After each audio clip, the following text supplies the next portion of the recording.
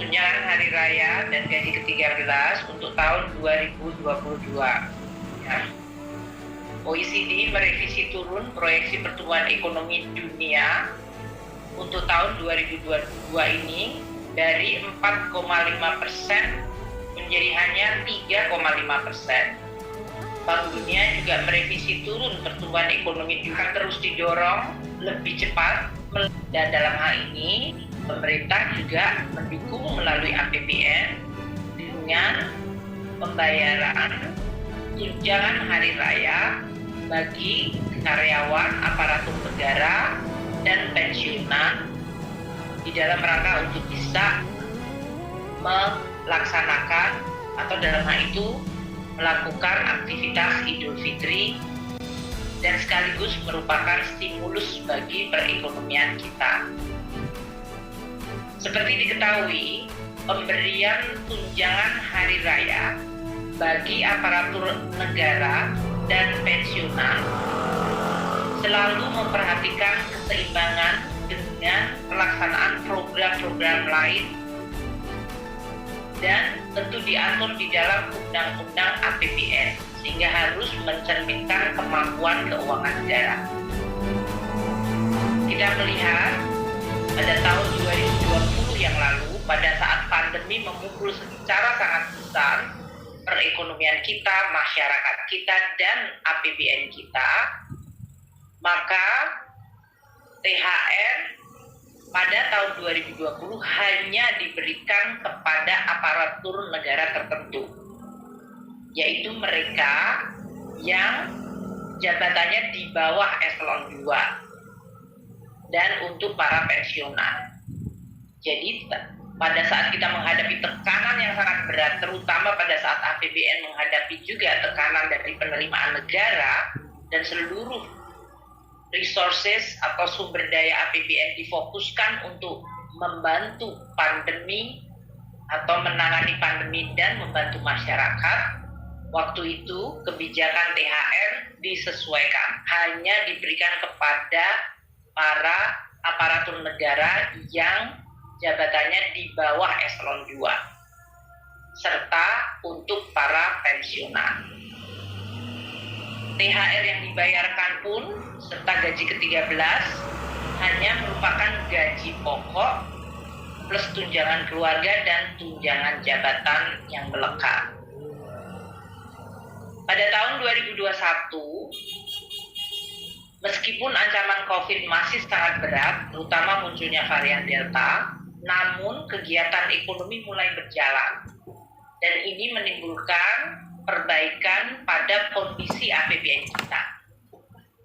Oleh karena itu, pada tahun 2021 dengan kemampuan negara ini, THR dan gaji ke-13 pada tahun 2021 dibayarkan kepada seluruh aparatur negara dan pensiunan.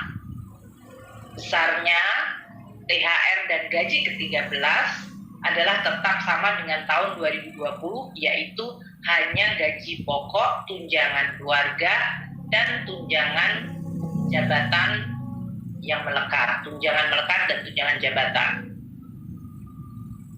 Nah, pada tahun 2022, seiring dengan pemulihan ekonomi dan penanganan COVID yang semakin baik,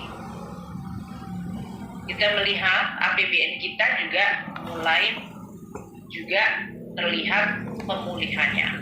Namun, kita juga melihat tantangan baru yang luar biasa eskalasinya, yaitu akibat perang di Ukraina yang telah menyebabkan dorongan atau lonjakan kenaikan harga energi dan harga pangan serta komoditas strategis di seluruh dunia. Oleh karena itu, kebijakan pemberian THR dan gaji ke-13 untuk tahun 2022 kembali dilakukan penyesuaian berdasarkan pertama, situasi masyarakat yang dihadapi, dan tetap fokus kita adalah melindungi masyarakat melalui langkah-langkah yang telah saya sampaikan tadi.